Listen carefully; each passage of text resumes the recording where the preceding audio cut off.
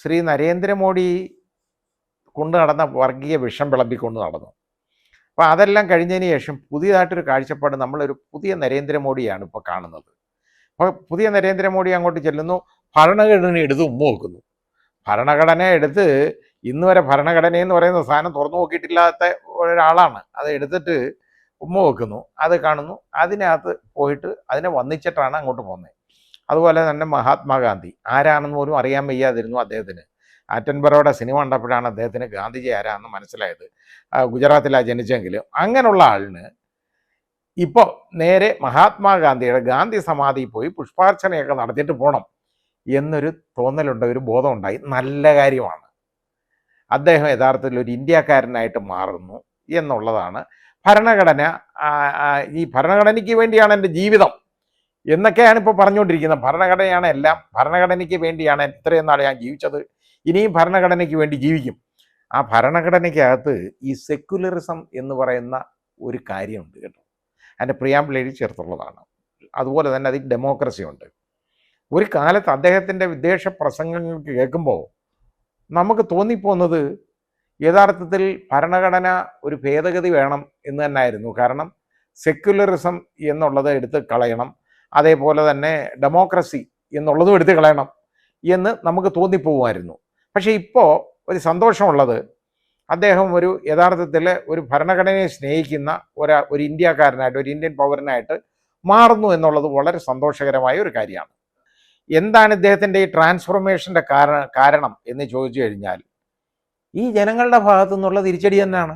കാരണം ഇത് കേട്ടു സൂചിച്ച് ആരും ഇഷ്ടപ്പെട്ടില്ല. ഇവിടുത്തെ ഹിന്ദുക്കൾ ഇവിടുത്തെ മുസ്ലിങ്ങളെ ഇഷ്ടപ്പെടുന്നുണ്ട്. അത് അദ്ദേഹം തിരിച്ചറിയുന്നത് താമസിച്ചാണ്.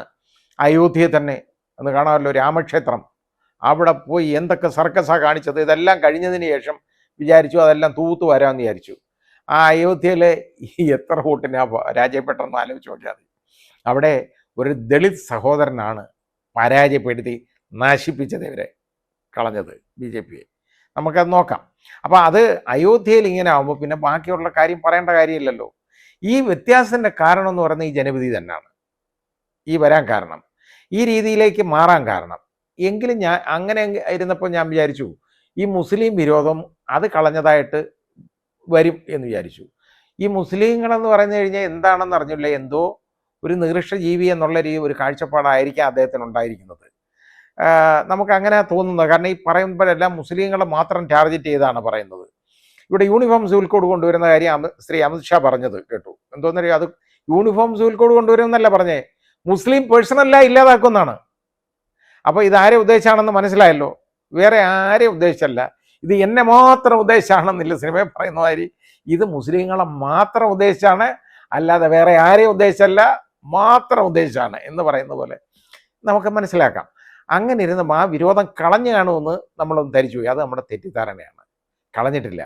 കാരണം ഇതുവരെ ഉണ്ടായ BJP മന്ത്രിസഭയിലെല്ലാം മുസ്ലിം പ്രാതിനിധ്യം ഒരു പേരിനെങ്കിലും ഉണ്ടായിരുന്നു, തുടക്കത്തിലെങ്കിലും ഉണ്ടായിരുന്നു എന്ന് കാണാം. പക്ഷേ ഇപ്പോൾ പേരിന് പോലും ഒന്നില്ല. 26 MP ജയിച്ചു വന്നിട്ടുണ്ട് മുസ്ലിം സമുദായത്തിൽ നിന്ന്. പക്ഷേ അതൊക്കെ മിക്കതും എല്ലാം പ്രതിപക്ഷത്തു നിന്നാണ്. അത് കാരണം അതിന് കുറ്റം പറയാൻ പറ്റത്തില്ല. പക്ഷേ ഇവരുടെ ഭാഗത്തുനിന്ന് അല്ലാതെ തന്നെ ചെയ്യാമല്ലോ. രാജ്യസഭയിലേക്ക് കൊണ്ടുവരാനായിട്ട് ശ്രീ ജോർജ് കുര്യനൊക്കെ കൊടുത്ത സമയത്ത് അവിടെ ക്രിസ്ത്യൻ പ്രാതിനിധ്യം കൊടുക്കാൻ വേണ്ടിയാണ് ഈ കൊടുത്തേക്കുന്നത്. എന്ന് പറയുമ്പോൾ ഇവിടെ ക്രിസ്ത്യാനികളെ കഴിഞ്ഞ എണ്ണത്തിൽ കൂടുതലുള്ളത് മുസ്ലിങ്ങളാണ്. അവർക്ക് പ്രാതിനിധ്യം വേണ്ട, കാരണം അവർ ഇന്ത്യക്കാരല്ല. ആ ഒരു കാഴ്ചപ്പാട് ഇപ്പോഴും വെച്ച് പുലർത്തുന്നു എന്നുള്ളതാണ് ഏറ്റവും വികലമായ കാഴ്ചപ്പാട്. അത് വളരെ തെറ്റാണ്. ഇത് തെറ്റായ ഒരു പ്രവണതയാണ്. സെക്യുലറിസം കൊണ്ടു നടക്കുക, ഇന്ത്യൻ ഭരണഘടനയിൽ ഉമ്മ കൊടുത്ത് അതും കൊണ്ടു നടക്കുക എന്ന് പറഞ്ഞാൽ അന്നേരം മനസ്സിലാക്കണം ഇവിടുത്തെ എല്ലാ മതങ്ങളും ഒരുപോലാണ് എന്നുള്ളൊരു കാഴ്ചപ്പാടുകൂടെ വേണം. ഇല്ലെങ്കിൽ ഒരിക്കലും ഭരണഘടനയെ വിശ്വസിക്കുന്ന ഒരാളെന്ന് പറയാൻ പറ്റത്തില്ല. ഇത്രയും മന്ത്രിമാരെ കൊടുത്തുള്ള 72 എണ്ണം, ഈ 72 എണ്ണത്തിനകത്ത് ഏതെങ്കിലും ഒരെണ്ണം, ഒരു വകുപ്പ് ഒന്നുമില്ല, വകുപ്പ് ഇല്ല മന്ത്രിയായിട്ടെങ്കിലും ഒരു മുസ്ലിമിനെ അതിനകത്ത് കയറ്റാമായിരുന്നല്ലോ. അത് ചെയ്തിരുന്നെങ്കിൽ നമുക്ക് ഒരു സന്തുലിതാവസ്ഥ, അതായത് ക്രിസ്ത്യാനിയുടെ ഇന്ന് റെപ്രസെൻറ്റേഷന് വേണ്ടി ശ്രീ ജോർജ് കുര്യന് കൊടുത്തത് നല്ലതേ ഉള്ളൂ, മലയാളിയാണ്, സന്തോഷമാണ്. കൊടുത്തതുപോലെ വേറെ ഒരു മുസ്ലിമിനെ പിടിച്ച് കൊടുക്കാമായിരുന്നല്ലോ. അതെന്തുകൊണ്ട് അവർ ചെയ്യുന്നില്ല എന്നുള്ളത് നമുക്ക് മനസ്സിലാക്കേണ്ടതാണ്. അതെല്ലാം തിരിച്ചടികൾ വരുന്ന കാര്യം തന്നെയാണ് എന്ന് നമ്മളൊന്ന് തിരിച്ചറിയണം. അതാ വേണ്ടത്. വളരെ വളരെ പ്രത്യാഘാതങ്ങൾ ഉണ്ടാക്കുന്ന ചില തീരുമാനങ്ങളാണ് ഉള്ളത്.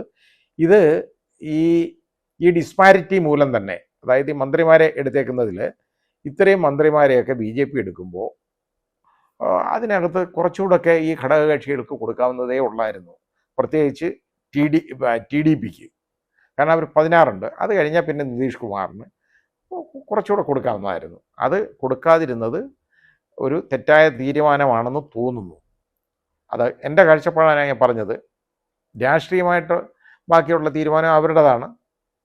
പക്ഷേ ഇവരെ എത്ര നാൾ ഇവരെ മെരുക്കിക്കൊണ്ട് പോകാം ഇത് കൊടുത്തുകൊണ്ട് എന്ന് ഉള്ളത് സംശയമുണ്ട്.